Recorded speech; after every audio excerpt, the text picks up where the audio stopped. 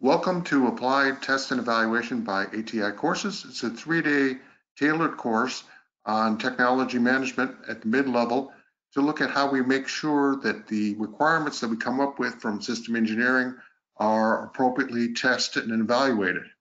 The course will cover how to understand T&E and its control over quality, both at the system, component, and product level. Learn how T&E fits into various product development life cycles, like Agile, Waterfall, etc.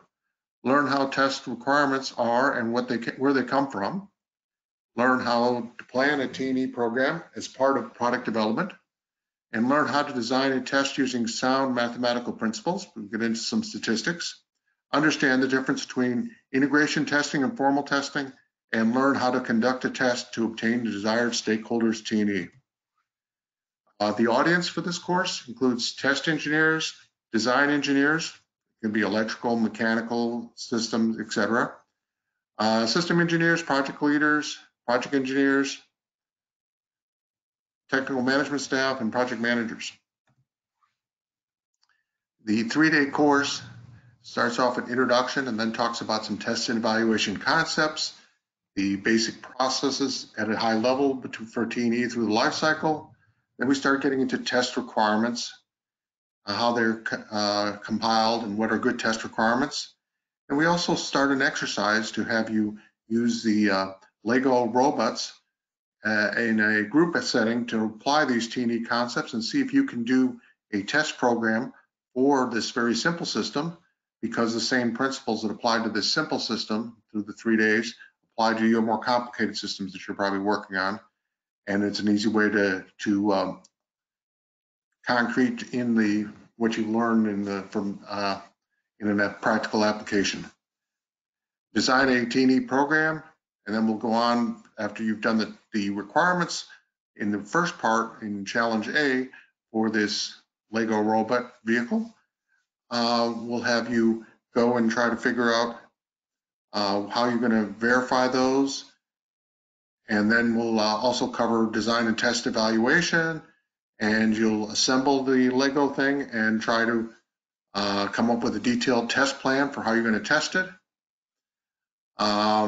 We could cover how you do the test and evaluation and integration testing, conducting test, and right near the end of the course, you get to practice what you've learned for this Lego robot all the way through the exercise.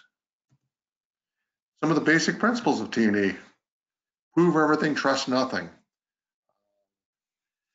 Work T&E throughout the development life cycle. It's not just at the end when you turn knob A and have the item being tested or whatever.